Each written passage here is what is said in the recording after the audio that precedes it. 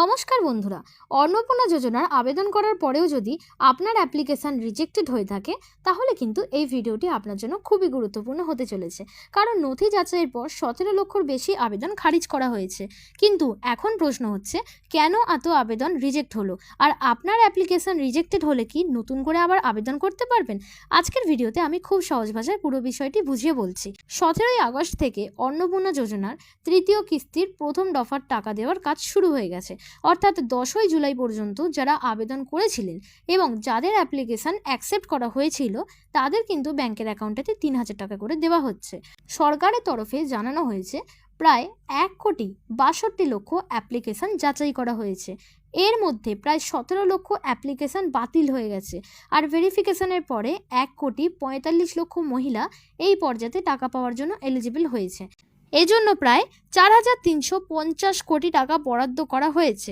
তবে একটা বিষয় মনে রাখবেন, 10ই জুলাই পর্যন্ত মোট 1,80,00,000 অ্যাপ্লিকেশান জমা পড়েছিল। অর্থাৎ এখনও পর্যন্ত অ্যাপ্লিকেশানের ডকুমেন্ট ভেরিফিকেশান বাকি রয়েছে।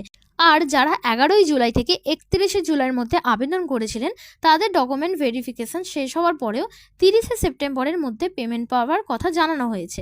এবার আসি সবথেকে গুরুত্বপূর্ণ জায়গায়, 17 লক্ষ অ্যাপ্লিকেশান কেন রিজেক্ট হলো? সরকারের তথ্য অনুযায়ী এর মধ্যে বড় একটা কারণ হচ্ছে আধার এবং ব্যাংক অ্যাকাউন্টের মধ্যে লিঙ্ক না থাকা। প্রায় 10 লক্ষ অ্যাপ্লিকেশান এই আধার লিঙ্কিংয়ের সমস্যার কারণে বাতিল হয়েছে বলে জানানো হয়েছে। এছাড়াও আবেদনকারীর সরকারি চাকরি থাকা অথবা ইনকাম ট্যাক্সের আওতায় থাকা এই ধরনের কারণে অ্যাপ্লিকেশানটি রিজেক্ট হয়েছে। তবে আধার আর ব্যাংক অ্যাকাউন্ট লিঙ্কিংয়ের সমস্যা ঠিক করার জন্য ইতিমধ্যে বিডিও অফিস থেকে নির্দেশ দেওয়া হয়েছে। বিভিন্ন জায়গায় ব্যাংকের সঙ্গে কথা বলে ক্যাম্প করে এই সমস্যাগুলি সমাধান করার উদ্যোগও নেওয়া হয়েছে। এবার আসল প্রশ্ন, আপনার নাম যদি ওই রিজেক্টেড লিস্টে থাকে তাহলে কি আবার আবেদন করতে পারবেন? হ্যাঁ, আপনার অ্যাপ্লিকেশান বাতিল হয়ে গেলেই সব কিছু কিন্তু শেষ নয়। যাদের অ্যাপ্লিকেশান রিজেক্ট হয়েছে তাদেরকে আবার নতুন করে অ্যাপ্লিকেশান করার সুযোগ দেওয়া রয়েছে। নির্দিষ্ট পোর্টালে থাকা সোশ্যাল রেজিস্টার অপশানের মাধ্যমে নতুন করে অ্যাপ্লিকেশান দেওয়ার সুযোগ থাকবে। এরপর সেই অ্যাপ্লিকেশানটি আবার জেলা শাসকের স্তরে ভেরিফিকেশান করা হবে। যদি নতুন অ্যাপ্লিকেশানে কোনো সমস্যা না থাকে এবং আপনি এলিজিবলের সমস্ত শর্ত পূরণ করে থাকেন তাহলে অন্নপূর্ণা যোজনা টাকা পাওয়ার সুযোগ রয়েছে। সরকারের তরফে জানানো হয়েছে 20শে আগস্ট থেকে আবার আবেদন করার সুযোগ পাওয়া যাবে। আর আপনার নাম বাদ পড়া নিয়ে কোনো অভিযোগ থাকলেও পোর্টালের মাধ্যমে সেটি জানতে পারবেন। তবে নতুন করে অ্যাপ্লিকেশান করার সুযোগ 30শে সেপ্টেম্বরের আগে পাওয়া যাবে না, এমন কথাও সরকারের তরফে জানানো হয়েছে। তাই সেই পোর্টালটি চালু হওয়ার অফিসিয়াল আপডেটের জন্য নজর রাখবেন। এবার এলিজিবিলিটির কয়েকটি বিষয় জেনে রাখুন। আবেদনকারী মহিলার মাসিক ইনকাম কিন্তু 10,000 টাকার বেশি হলে অন্নপূর্ণা যোজনা সুবিধা পাওয়া যাবে না বলে জানানো হয়েছে। আবার পরিবারের বার্ষিক ইনকাম 12 লক্ষ টাকার বেশি হলেও এই প্রকল্পের সুবিধা পাওয়া যাবে না। আর 7টি পুর নিগম এলাকার বাসিন্দাদের ক্ষেত্রে 50 ডেসিমেলের বেশি জমি থাকলেও এই প্রকল্পের সুবিধা না পাওয়ার কিন্তু নিয়ম রয়েছে।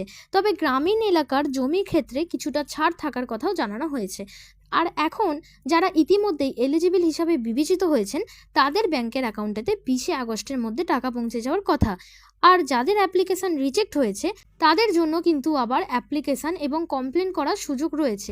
এছাড়াও অ্যাপ্লিকেশান নিয়ে কোনো সমস্যা থাকলে এই নম্বরটিতে ফোন করে সরকারি সমস্যার বিষয়টি জানতে পারবেন।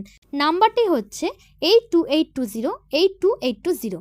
আর একটা গুরুত্বপূর্ণ কথা, অনলাইনে অ্যাপ্লিকেশান করতে কোনো সমস্যা হলেও অফলাইন অ্যাপ্লিকেশানের সুযোগ রয়েছে বলেও জানানো হয়েছে। তাই আপনার অ্যাপ্লিকেশান যদি রিজেক্টেড হয়ে থাকে এখনই কিন্তু অযথা চিন্তা করবেন না।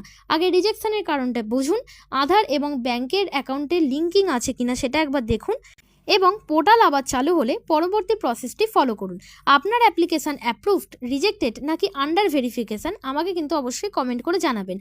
আর আপনি কোন ডিস্ট্রিক্ট থেকে এই ভিডিওটি দেখছেন সেটাও অবশ্যই কমেন্ট করে আমাকে বলবেন।